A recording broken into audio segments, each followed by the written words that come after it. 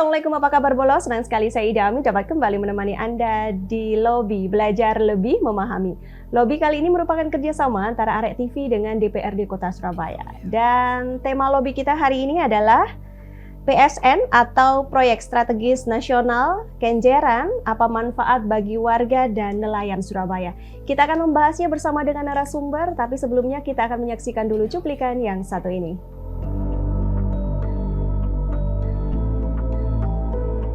Proyek PSN Kenjeran menawarkan banyak potensi manfaat bagi warga dan nelayan Surabaya, seperti peningkatan infrastruktur, pengembangan ekonomi, dan modernisasi pelabuhan. Proyek ini berpotensi menimbulkan penggusuran bagi sebagian warga yang tinggal di kawasan pesisir.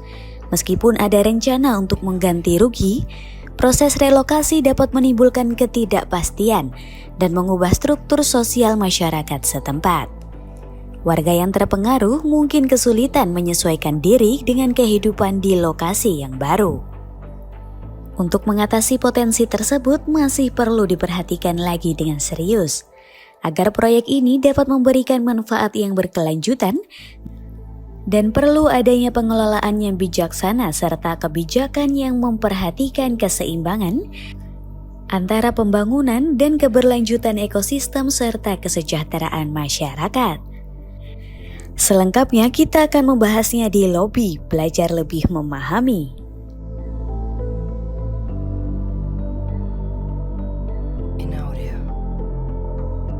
Boleh itu tadi cuplikan tentang tema lobby kita hari ini, dan kita akan membahasnya bersama dengan narasumber yang sudah hadir di tengah-tengah kita. Beliau adalah anggota Komisi C DPRD Kota Surabaya, Ibu Herlina Harsono Nyoto, SPSI, MPSI, psikolog. Apa kabar Ibu? Sehat? Baik, Mbak Ami, apa kabar?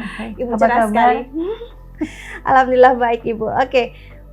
Ibu, menyangkut tentang proyek strategis nasional Kenjeran begitu ya, ada aliansi pemerhati lingkungan, para nelayan gitu ya, kemarin menyampaikan pendapat hearing lah ya ke DPRD Kota Surabaya, Komisi C khususnya. Nah ini intinya adalah mereka lebih pada ke menolak proyek PSN tersebut yang dinilai nanti bisa merusak lingkungan, belum lagi mengurangi mata pencarian nelayan. Nah, sejauh ini menurut dari Komisi C menyikapinya seperti apa Ibu? Dan hasil hearing kemarin sejauh mana itu? Ya, jadi pekan kemarin ada aliansi ya dari pemerhati masyarakat yang mungkin ada sekitar 40-an mungkin ya, 40-an yang kemudian tergabung dalam aliansi tersebut, yang pada prinsipnya mereka menolak untuk adanya Surabaya Waterfront Land yang merupakan proyek strategis nasional. Jadi prinsipnya proyek ini bukan kemudian dilakukan oleh pemerintah Kota Surabaya, tapi kemudian oleh pemerintah pusat. Nah, dalam hal ini memang rapat di Komisi C itu sebenarnya tidak hanya pada pekan kemarin ya, tapi memang sudah berlangsung sejak periode yang lalu. Jadi kita tahu kalau kemudian DPRD periode yang lama itu berakhir masa tugasnya di bulan Agustus. Sementara mungkin proses pembahasan PSN di Kota Surabaya ini sudah mungkin dimulai sejak mungkin bulan April Mei tahun 2024 ya. Jadi sudah cukup panjang ya, ada hampir satu tahun kemudian proses pembahasan ini, dan pada prinsipnya masyarakat mengatakan menolak. Nah, pada proses tersebut mereka menyampaikan lagi kepada Komisi C di periode yang baru, yang mana kebetulan saya juga berada di Komisi C tersebut. Iya, sejauh ini dari yang sebelumnya ini kan hampir 1 tahun ya, Maret April begitu ya, pihak pemerhati lingkungan dan juga nelayan sejauh mana? Apakah sudah memberikan istilahnya jawaban atau hanya sekedar penyaluran istilahnya penolakan dari nelayan? Sejauh ini saya memang menangkapnya menyampaikan aspirasi ya, menyampaikan aspirasi yang kemudian sebenarnya sudah ada tindak lanjut juga dari Pak Wali yang kemudian juga menyatakan menolak juga ya terkait dengan PSN ini. Hanya saja memang apakah kemudian PSN ini benar-benar kemudian dibatalkan ataukah kemudian masih dalam proses pengkajian. Ini yang kemudian masih belum diketahui ya. Pada poinnya perkembangan di titik hari ini itu PSN ini yang khususnya terkait dengan wilayah Surabaya ini mau dikemanakan kayak gitu. Bu Herlina tadi menyampaikan bahwa sebenarnya PSN sendiri kan proyeknya pemerintah kota, begitu ya? Pemerintah pusat. Oh sorry, pemerintah pusat. Nah, apakah dari proyek nasional ini sudah ada koordinasi pemerintah pusat dengan kota Surabaya? Kalaupun ada, sejauh mana Ibu? Jadi kalau idealnya itu kemudian suatu kebijakan itu berjenjang, maka idealnya pemerintah pusat sudah melakukan koordinasi dengan pemerintah kota, dan kemudian pemerintah kota juga kemudian memahami karakteristik wilayahnya. Tapi kalau kemudian misalnya dilihat bahwa Bapak Wali Kota kemudian juga melakukan penolakan, ini saya berasumsi bahwa ini belum terkoordinasi dengan baik. Hanya saja mungkin dalam proses penetapan proyek-proyek berskala nasional, mungkin pemerintah pusat menetapkan berdasarkan wilayah yang dinaunginya. Nah, ini memang butuh betul untuk kemudian mencocokkan apakah kemudian wilayah tersebut memang berada di wilayah yang di bawah kewenangannya pemerintah pusat ataukah pemerintah kota. Tapi pun misalkan itu berada di wilayahnya pemerintah pusat, tidak bisa kemudian serta-merta mengabaikan kebijakan pemerintah daerah setempat. Tidak bisa kemudian mengabaikan yang namanya aspirasi maupun keluhan dari masyarakat setempat. Sekitar, ya. Baik, ini perihal pro dan kontra nih Bu Herlina. Nah, bagaimana sebenarnya PSN sendiri, proyek strategis nasional ya, yang kita bahas adalah di Kenjeran. Kalau menurut Ibu atau mungkin dari Komisi C, khususnya dapat memberikan manfaat langsung bagi warga Surabaya. Mungkin ada sebagian besar gitu ya menolak, tetapi sebenarnya dari apa istilah proyek tersebut gitu ya, sebenarnya memberikan manfaat tidak sih? Manfaat secara langsung bagi warga Surabaya? Saya kira kalau kemudian saya mengambil gambaran secara umum itu tidak ada satupun perbuatan yang benar-benar tidak mendatangkan manfaat ya. Apalagi kemudian kita bicara pembangunan. Hanya saja kemudian dari perwakilan aliansi masyarakat yang hadir itu memang sepenuhnya menolak. Nah, memang mereka menyampaikan berbagai pertimbangan. Ada kemudian dari sisi ekosistem lingkungan di wilayah kelautan dan sekitarnya, maupun kemudian disampaikan juga dari keberadaan kawasan mangrove. Ada juga kemudian menyampaikan dari posisi mata pencaharian nelayan, andai kata kemudian dilakukan pembangunan. Kemudian juga disampaikan bahwa akan menggusur warga asli ketika dilakukan pembangunan. Nah, sejauh ini memang itu yang kemudian masuk dan kami tangkap sebagai aspirasi dari masyarakat. Nah, apakah kemudian pemerintah pusat ataukah kemudian pemerintah kota Surabaya dalam hal ini ya, itu kemudian sudah memiliki gambaran matang, sudah memiliki kajian matang terkait dengan PSN tersebut? Sampai sekarang belum diketahui secara pasti. Jadi memang kalau kemudian ada pro dan kontra, memang sejauh ini yang kontra yang baru nampak gitu loh ya. Ketika yang pro mungkin saya melihat memang ada beberapa pendapat di media yang mengatakan pro, tapi memang ini tidak mewakili masyarakat yang secara ada di wilayah tersebut. Khususnya para nelayan dan juga orang-orang yang berhubungan dengan apa istilahnya, sumber mata pencariannya lebih ke sana begitu ya. Baik, kita mungkin menggeser dulu tentang yang kontra begitu, tapi mungkin sedikit banyak seperti yang Bu Herlina informasikan, pasti yang namanya suatu pembangunan itu ada manfaatnya. Ini kalau dilihat dari sisi infrastruktur nih Ibu, sebenarnya pembangunan PSN Kenjeran itu sebenarnya berpotensi meningkatkan infrastruktur di daerah sekitar, khususnya Kenjeran begitu ya. Itu sampai seberapa sih sebenarnya istilahnya skalanya kok dibandingkan dengan dampaknya begitu ya, lebih seperti apa? Saya terus terang melihat memang di wilayah pesisir Surabaya Utara itu memang menjadi PR yang memang kita butuh melakukan pembangunan itu secara sustainable ya. Nah, ketika pembangunan itu direncanakan secara sustainable, maka ada semacam gambaran, ada kajian bahwa before after-nya ini mau dibawa kemana sih kayak gitu. Nah, ini yang kemudian belum tersajikan hingga saat ini. Nah, kalau kemudian dikatakan pembangunan itu membawa dampak positif, idealnya begitu. Hanya saja memang kita membutuhkan suatu pembangunan yang kemudian tidak hanya membangun fisiknya saja, infrastrukturnya saja, tapi kemudian manusianya itu juga ikut dibangun. Kalau dikatakan wilayah Surabaya Utara, katakanlah Kenjeran ya, pemerintah kota itu sudah punya sentra UMKM yang di pasar ikan itu ya, pasar ikan Bula itu ya, sentra ikan Bula. Kemudian Saya juga sering mampir Ibu. membangun monumen Surabaya. Artinya sudah diupayakan supaya masyarakat di sana itu perekonomiannya bisa naik dengan adanya pembangunan tersebut. Tapi apakah kemudian ini merubah karakteristik wilayahnya, benar-benar mencapai yang namanya menaikkan taraf hidup warga di sekitar? Ini memang belum terukur ya. Saya nggak mengatakan itu nggak berhasil, tapi memang sejauh ini belum terukur. Kenapa saya katakan seperti itu? Kalau kemudian kita lewat di wilayah Surabaya Utara, satu karena memang kebanyakan nelayan, maka yang namanya bau ikan, bau laut itu hampir pasti itu ya. Lalu kemudian di sisi kemudian kebersihan lingkungannya, saya tidak bisa mengatakan bahwa itu jorok, tapi kemudian kalau dibandingkan dengan beberapa wilayah lain, maka kebersihannya masih harus ditingkatkan. Nah, lalu kemudian bicara bagaimana edukasi di sana. Saya masih pernah kok menjumpai beberapa 1-2 kali itu ada anak-anak yang masih buang air kecil, buang air besar itu di tepi saluran, di tepi saluran ya. Artinya ini adalah suatu kebiasaan yang kemudian tidak hanya kita membangun fisiknya saja, tapi juga membangun manusianya, masyarakatnya.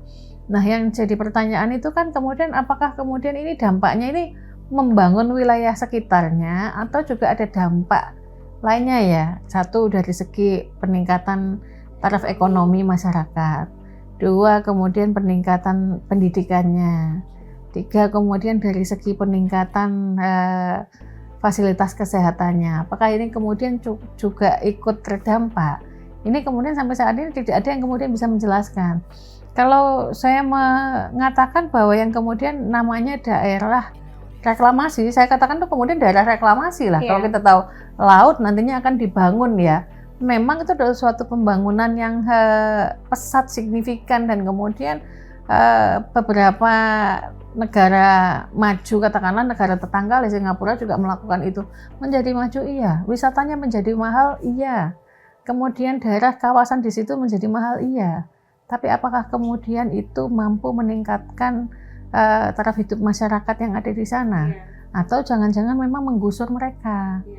Nah, ini yang kemudian menjadi PR, dan sejauh kemudian belum ada paparan yang kemudian menunjukkan bahwa ini akan menjadi dampaknya positif untuk masyarakat, maka kami pun di Komisi C juga mengatakan kami pun menolak. Gitu.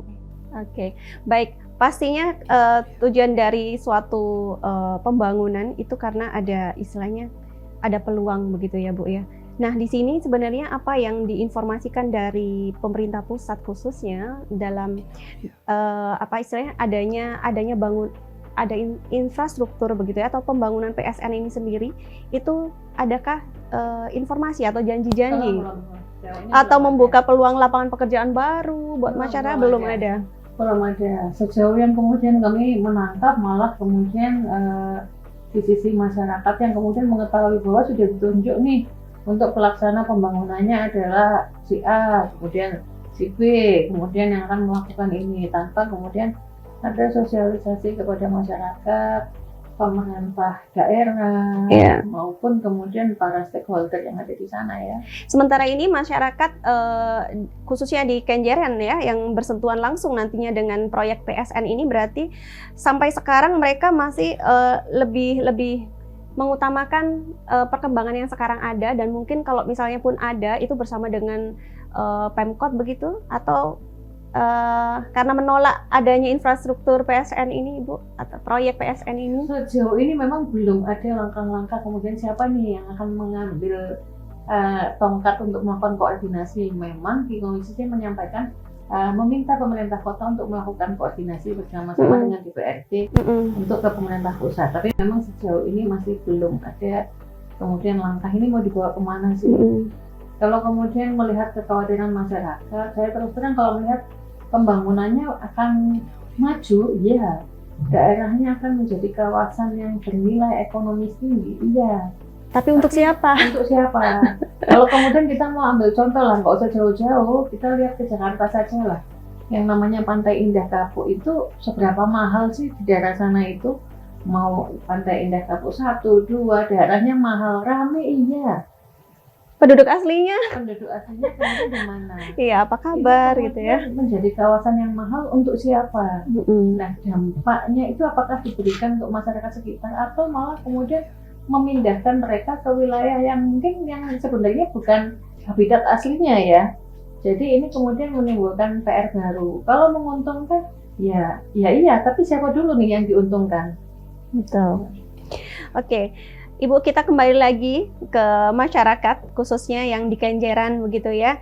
Nah, selama ini mereka sudah cukup puas tidak Bu dengan pembangunan yang sekarang ada, lalu dengan apa istilahnya fasilitas yang untuk mendukung aktivitas nelayan Surabaya.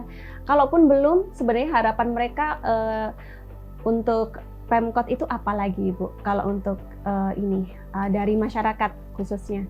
Kita akan lanjut dulu. Usai break ya Ibu ya. Baik. Bola semakin menarik pembincangan kita, tapi jangan kemana-mana, kita akan kembali usai jeda yang satu ini.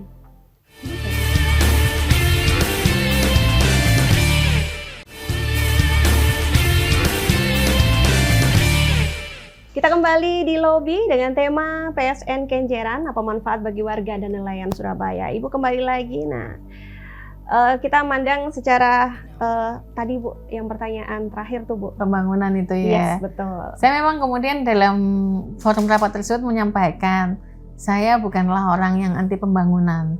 Saya tidak kemudian melihat bahwa ini adalah sepenuhnya hal yang negatif. Tapi memang masih membutuhkan proses pengkajian maupun proses koordinasi. Artinya semua elemen masyarakat yang ada di Kota Surabaya, khususnya yang terdampak nantinya, itu perlu dilibatkan. Saya kira kemudian yang namanya mengatasi suatu persoalan itu kita memang sebaiknya itu memikirkan itu bersama ya. Toh ini kemudian untuk kebaikan bersama. Agar dampaknya itu memang tidak ada masyarakat yang dirugikan. Khususnya yang di wilayah tersebut ya. Pesisir. Hanya saja kalau kemudian disampaikan bahwa ada proyek seperti ini, tapi kemudian tidak ada proses bottom up, ini yang kemudian jadi PR ya. Nah, dari proses-proses yang kemudian di Komisi C, memang terus terang saya berharap bahwa pemerintah pusat maupun andai kata pemerintah kota bersepakat, itu idealnya dilakukan proses yang sifatnya bottom up ya. Ada proses yang kemudian mengkaji betul bagaimana sih kemudian ekosistem yang ada di wilayah tersebut, bagaimana sih kemudian masyarakat dan kemudian pola hidup yang ada, dampak positif yang bisa ditimbulkan ini apa, agar kemudian tidak terkesan bahwa oh ini ada pembangunan nanti wah kalau kemudian sampai dengan radius berapa kilometer ini dibangun terus kemudian nelayannya mau mengambil ikan di mana kayak gitu. Walaupun kalau kemudian mau jujur sebenarnya apakah kemudian nelayan di sana itu benar-benar mampu berdaya ekonomi yang cukup ataukah mempunyai kemampuan ekonomi yang baik, itu kemudian juga dikatakan juga belum tentu juga ya. Sehingga perlu proses-proses komunikasi dua arah saya kira, agar tidak kemudian ini adalah suatu hal yang kebijakan sudah given, ditetapkan, mereka harus menerima menjalankan ini tanpa kemudian tahu saya ini mau dibawa kemana nih hidupnya. Kan kita tahu bahwa di sana itu ada sekian banyak masyarakat yang kemudian akan terdampak, lingkungannya juga akan menjadi berubah. Ini yang kemudian juga perlu dipertimbangkan. Karena berhubungan langsung ya, mungkin mata pencarian satu-satunya juga ada di sana sebagai nelayan begitu. Selain mata pencaharian, memang saya kira tidak mudah ya menghadapi kemudian perubahan pembangunan. Ibarat kata begini, kalau kita kemudian tinggal di suatu wilayah perkampungan, tidak tahu apa-apa, tiba-tiba di sebelah kita ini berdiri apartemen yang sangat tinggi menjulang.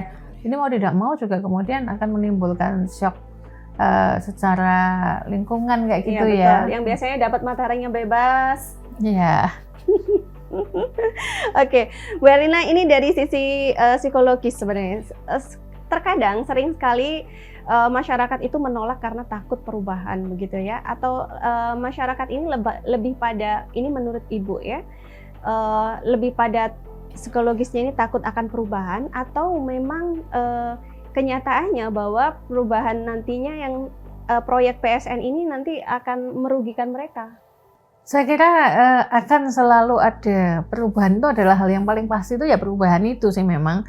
Kalau kemudian dikatakan merugikan, saya kira pasti akan ada kerugian di sana.